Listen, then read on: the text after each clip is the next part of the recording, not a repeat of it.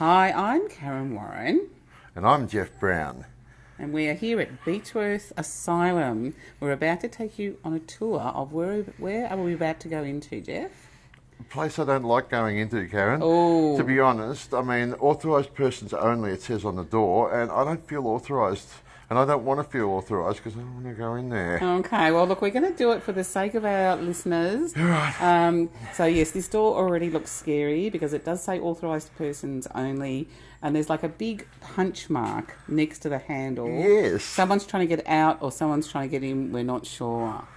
Yeah. All right. So but it's a fairly modern-looking door into an old building. Very old building. Yeah. So surrounding, there's 3 windows above the door. They're completely covered with cobwebs and dust, so we almost can't see through. But there's a bit of very weird equipment in there with an old bit of hose pipe. Hydraulic piping or something? Something I'm not like sure. that.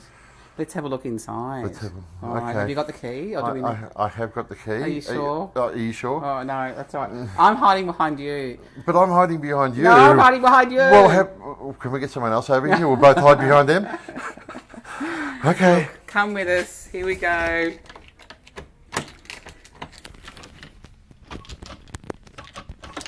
Oh, no, key doesn't work. Oh, there we Key go. works. They let us in. The key works.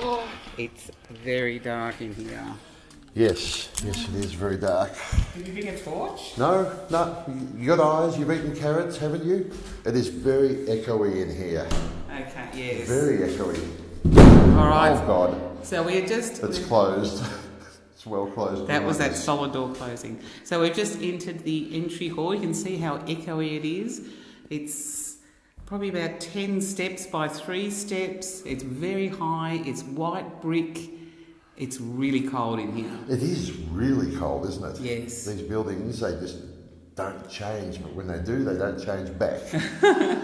Yeah, there's a real depth to the cold too. You can see the texture on the walls and the old brick underneath the paint, and it just looks... They're quite small bricks, aren't they? They are. There's not a lot of gap. They were all handmade bricks. Where were they made? They were made on site. Wow, by the inmates? There were no patients at that point, but the inmates from the local jail, the hard labour prisoners, were brought up and they would hand make bricks. And in the end, they made 1.2 million of them. Oh my gosh. So that was the labour. So the prison inmates would come up here and make more than 1 million bricks. Yeah, pretty much over 2.5 years. That's amazing, incredible. So they pretty much did nothing but? Nope, nothing but. Oh, they also made nails, handmade nails. Right, wow. You can see some of those in the cellar on our tour route. So every brick here has been touched by somebody who was imprisoned. Yes, and it was in for hard labour crimes. And you can, There's a beautiful archway in this next walkthrough, and you can see how the bricks are just laid fantastically. They're flat there. It's beautiful workmanship.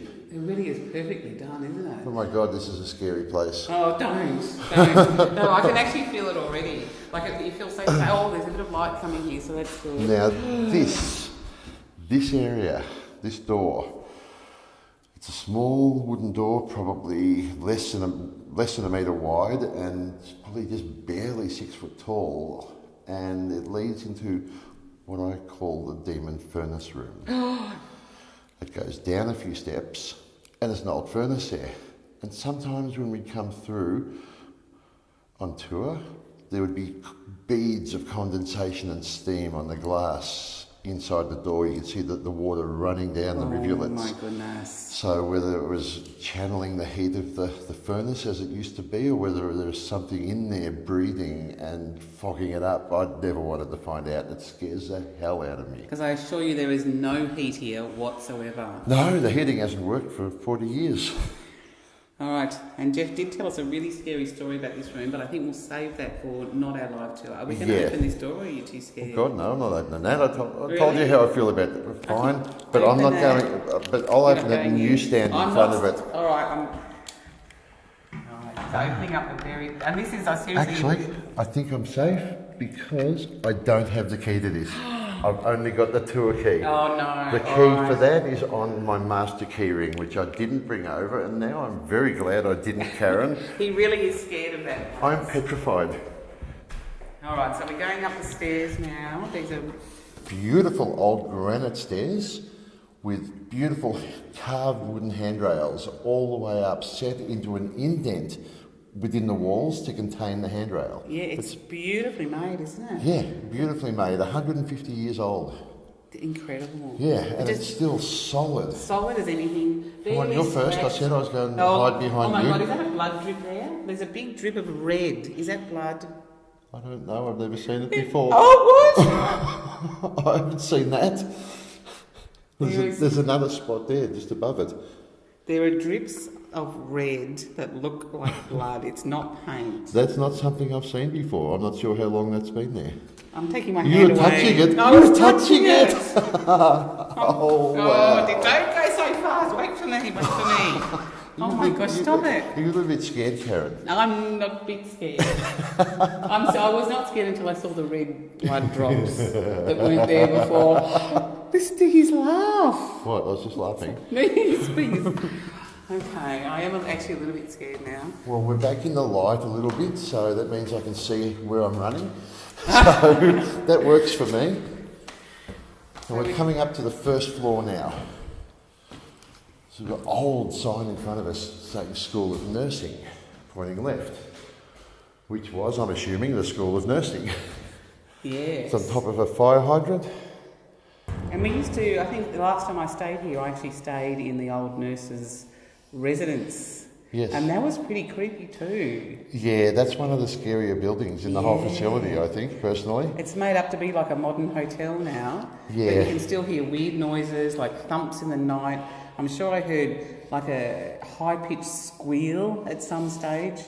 It was, yes. And I'm saying, oh, it's just the TV. It's just somebody's TV. You keep telling yourself that, Kaaron. And one day you might believe it. Because during COVID, when everything was closed, we actually went in to investigate that building, and we had to leave because we'd never felt anything like that. What were you feeling? Oppressive, almost antagonistic. Right, but it's only one particular section of the whole building, and of course we focused on that, didn't we? Of course. Smart move. Oh my gosh. Well, you are ghost hunters after all. Yeah, well, I don't want to find. No. There are plenty around here, though. Oh gosh, that's creepy. The ladder leading up to the trapdoor that goes into the attic area. Have you ever been up there? I've walked the full length of the attic. It's nearly 1 kilometre long, the attic originally was. Wow. And we went in the middle of the building, so we walked probably 500 metres along the attic to the very end. And we had things, we heard scrabbling sounds and scratchings and scuffles behind us, and we kept looking and nothing in the torchlight. And we get further around and I swing the torch around again, and there's these red eyes just staring at me. It was a possum. It followed us all the way along just outside the reach of our light. And then when we reached the end and turned around to come back, it backed away from us all the way, staying just outside the reach of our light. It was freaky. That is so freaky. I think the possums here may be possessed. Well, that one anyway. That is very possessed behaviour. Yes. Like there's a lot of malevolence in that behaviour. It was just unusual behaviour for a wild animal, just to watch us and pace us like that, both ways. Oh, what was that? What? It's like I thought I saw a shadow in there. Oh, for God's sake, I had my back to it. Okay, this is another door next to the ladder with a glass panel in the top half of the door. And you scared the hell out of me right then. Thank you very much. Sorry, I swear I saw a shadow and you weren't moving. You know the thing? This is locked and there is no way to open it. That's just a sealed lock with the barrel and everything taken out. Wow. There cannot possibly be anyone or anything in there. I saw a shadow in there. I saw movement in there. I'm backing away slowly. What? Boom! Oh! Sorry, Kaaron, I had to do that. That's really bad. So what is in that room? I don't know. Have you ever been in there? No, we own that room, but we've never been in there. That's a part of our property line. I don't know. Yes, look, it's really dark, but there's like a kind of a weird light shining out of this room as well. It's got there's a bit of a glow, isn't there? Glass, and there's like a kind of weird, almost like a weird glow. It could be a reflection of something, but it feels like there's something in there. It's almost a really pale green. It's like a pale green. It is. Yeah.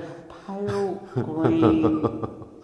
Something glowing in there. Okay, I'm glad that's locked, and I don't think I want to find out what's in there, to be honest. No. Yeah, locked doors are scary, aren't they? They are. Yeah, it's okay if you've locked it yourself.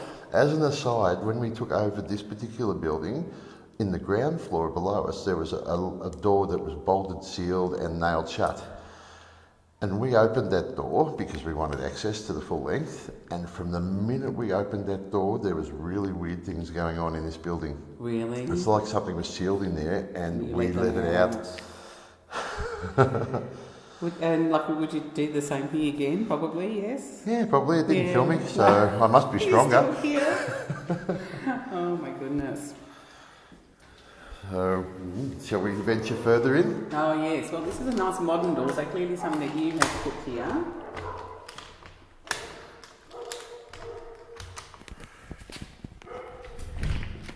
There we go. Oh, this is nice and bright in here. It is very bright. Oh, it didn't sound good, did it? So where are we now? We're getting into the women's ward now. We're getting into the women's, the what was called the maniacal ward.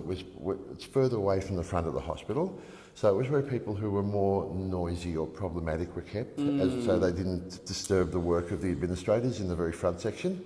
Out of sight, out of mind, huh? Not so much. I mean, they had live-in care. They had the matron lived in between this ward and the laundry. Right. She had her first floor flat. Right. The only access was through a locked door, and there was no access to the other ward systems, but she was in the middle. Right, so she could get to both sides. She was always there for people, and they had porters that lived in as well. They would have a bed, a mattress in the wards with the patients, just to be there in case anything was needed. Yeah, well, that's good to know. Yeah. That is good to know, that certain level of... Yeah, so we've got sort of the big entrance area to the women's ward with about 4 bedrooms off... Bedrooms, cell doors, however you want to describe them. They're about the size of a prison cell.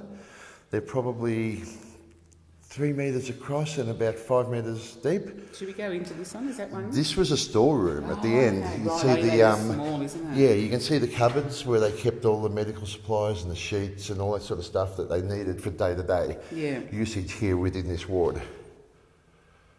So let's see if can we go and is one of the cells open up here? Yeah. So they've set this first one up. There's an old bed in there, but they've set a very creepy doll with a crocheted dress just to make things look nice and scary. And there's a sideboard with the Bible and the photo and the picture, the washer picture. So you really can kind of imagine the person that was living in here because they've added these little details of someone's life, a little rug on the floor, and the bed's been made. So because we can see these details, it actually really does feel like somebody could be in there right now, doesn't it? And there's a potty chair as well. There is a potty chair. Speaks volumes. Yes. It's a very elegant looking chair. It is a nice one. But really, its function is base. Yes, very, very, we know what it was for. And this has been repainted in here? No, this paint was probably back from maybe the 40s, the 30s. Oh, okay, yeah. It's quite a brightish yellow. It was probably brighter at one stage, I guess. Yes, it's covered in grime at the moment. But we don't want to take away the patina that covers all the surfaces because it gives it a character, a sense of age. Yeah, definitely. A sense of place. Yeah. Well, it just helps you put yourself in that place a little bit more to know that, because they probably don't even make that sort of colour paint anymore. No, God, no. No. All right, shall we go into one of the cells? Let's go into one of the cells, shall we? There's another one with just a mattress on the floor, a lumpy mattress. But here is one of the cells. If you'd like to venture in first, I'll be right behind you, Kaaron. Yeah, I promise. We talked about this. I promise. He locked me in. I didn't lock you in. The door's unlocked. There's no lock on this door. Oh my gosh, he's terrible. He slammed the door on me. Not on you, behind you. Behind me. No, I didn't physically get hurt. I did not physically get hurt. I could not resist. That had to be done. Oh, but that's the thing is, for that split second, I thought, what would happen if he really did lock me in here, and what would I do? Well, I mean, if I had thought about it, some of these doors still have the original locks on them, and I'm not sure if we've got a master key for it, so it may well have locked you in, and we would have had to call the SES up to get you, and they're busy with floods at the moment, so it probably would have taken a week or two. Thanks, Geoff. Well, I'm sure you would have passed food under the door for me. Well, no, there's no room under the door. If I tried to push a pizza under there, it would scrape all the cheese off and you'd be left with a crust. What I would do, there's a peephole in the door, probably an inch. Poke some sausages for me through or something. Well, no sausages, meat's bad for you. I was going to put some dry spaghetti through for you. Oh, he's very kind. Oh, I'm a legend. So in here, it really has have a very eerie feeling. It is as cold as it is elsewhere, even though it should be warmer because the sun is coming in. It's quite light, so it should be warmer, but it actually feels colder. It does, yes. There was a definite drop in temperature from the main living space into this here, room. Definitely. And down, I can see down on the what's that bit down there called? Wainscoting? The wainscoting. Down near the floor, there's like scratch marks. They look like almost rhythmic. Oh, I have marks. Something to show you on the door when we leave. Okay. We'll talk about that in a second. And yeah, there's just like a kind of a slightly weird, I don't know what to describe the smell. It almost smells like fresh paint, but there's no fresh paint in here and hasn't been for it's nearly 80 years. 80 years. But it actually fresh. smells like fresh paint, which is very strange. Yeah, and you can see that there was the door when it was closed. There was only that small peephole. Yeah. The ventilation comes from the square ventilation piece above the door to let fresh air in. And the windows are really nice and open and bright, but if you look closely, you can see that wooden piece that would come down and completely seal off. Oh my gosh. So there'd be no view outside. No. It would just be pitch black in here. Yes. Not a great place to be in the dark. No. Especially when you have the expectation of light, I suppose. Yes, yeah, that's it. All right, let's have a look at this, closer look at this door, shall we? Let's have a look at the door. Can you see the scratch marks in here? I can. Can you feel them? Yes. Well, down around here, there are some teeth marks. Oh, there are teeth marks. It's quite a big, I don't know how they got them. I don't know teeth either, into it. but they certainly worked at it. But this is somebody who was desperate to get out of here. Yep, and the scratching from the fingernails into the wood, it's deep. I can almost hear it, you know. It's so. I can almost hear my nails are not very strong, but I can almost. You're lucky. You have nails. I don't remember what they're like. Can you hear that? It's very, very creepy. This place, and you see what I mean about the small peephole. I'd be able to get probably a serve of 2 of spaghetti through there for you. Dry spaghetti. Yeah, dry spaghetti. Hey, That's very water is at a premium at the moment. Wait, the water's everywhere. So we may give you limp spaghetti, okay? Limp spaghetti, you're very What kind. we'll do is I'll put dry spaghetti through, and then I'll pour a pitcher of water through for you. Okay? You're very kind. Don't say I don't do this for you, Kaaron. You know, you're one of my favourite people. So, Even though he locked me in the cell. I didn't lock you in the cell. It wasn't locked. It was just slammed behind you and made you jump a little bit. Oh, now, for some reason, I think we've only got a couple more minutes and We've we're got a going to few have minutes, to finish off because we want to leave time for lots of chatting with everybody. Yes. But throughout this whole place, the scariest place of all, it's always the bathrooms. Yes. What is with that? I don't know. There's another building with a bathroom. I won't even go down that end of the building. It's like in this one, again, like I'm probably just seeing things, but I just felt like there was a movement in there. There was a shadow that just kind of flitted very, very quickly. Kaaron, I can guarantee you we are not alone. There are people around us right now. Listening in, maybe being recorded. Yes. See, the interesting thing will be when other people are listening, what they can hear. Like it is just us two. Yes. I wonder what they can hear that we can't If hear. you hear anything else, please don't tell us, okay? Because we don't want to know this. Well, I'd like to know once we're safe home. But then you'll never come back, Kaaron. I'll come back, but not to this place. Oh, but think of what you've been missing out on. This place is beautiful. It is very inspirational. The bathroom is very scary looking. It's just not somewhere I would have wanted to be, put it that way. No, no, not at all. Not at all. Yes. And it feels like, to me, I'm feeling a little bit wobbly. I feel as if sometimes, do you ever feel that sometimes? The floor just feels a little almost bit... like a vertigo almost. Vertigo. And I don't ever suffer from vertigo. Me neither. But I literally am feeling that right now. Like the floor doesn't feel steady. Well, look at how old those floorboards are. A bit further down, you can see the knot holes raised that haven't been worn down while the rest have, by nearly 150 years of people walking along it. Yeah. It's just, you can see from here the rise of the knot holes in the floor, in the boards. Oh yes, you can. You can. And you can hear the creaks, can't you? Like as we're walking, and that's what's scary. Like if we're still and you hear a creak that sounds exactly like that, then that's somebody who's coming up behind us. I looked. There's nobody There's there. no one there. There's no one there. No, there's not anyone there. And it feels just as scary in the daytime as at night. It is scary at night because, you haven't got, we haven't got the light or whatever, but it's just as scary in the daytime. Even knowing that everybody's just out there, we can hear the voices, there's children playing outside, there's our friends are out there talking at the tops of their voices, eating hot donuts. But they're out there. But they're out there and we're in here. We're in here by ourselves. This is a very tight little corridor. It is. This was originally what's called a water closet. And there was a wall where you're standing, and the other side was the earth closet, and there was a wall, and the area we're walking into now was the matron's private area. Right. That the patients couldn't reach from here. These corridors were put in later, the walls were opened up. Yes. And it went all the way through. So this is her office in there? No. A bit further. This is just a storage cupboard. Oh, right. Keep going in front by yourself. Look at Matron, and then I think we better lead our people. And you can tell us, but you're going to tell us some more stories. I will.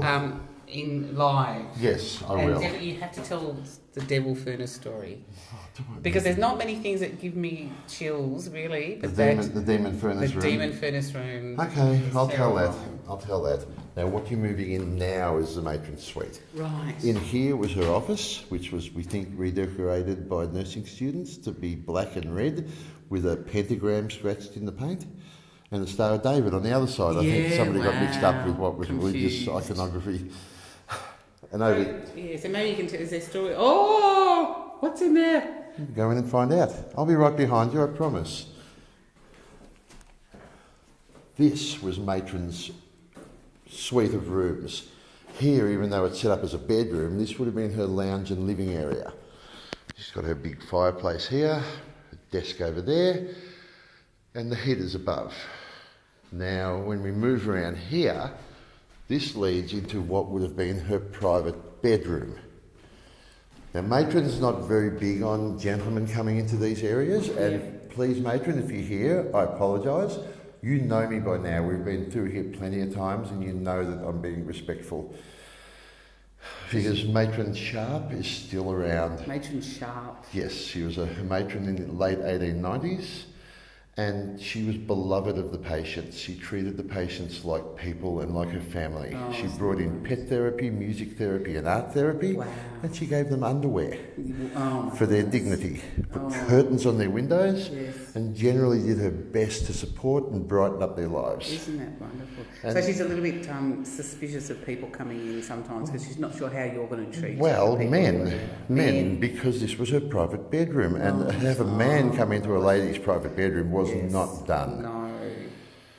So on that note, I shall leave Matron Sharp's bedroom, and please forgive me, Matron Sharp, and thank you.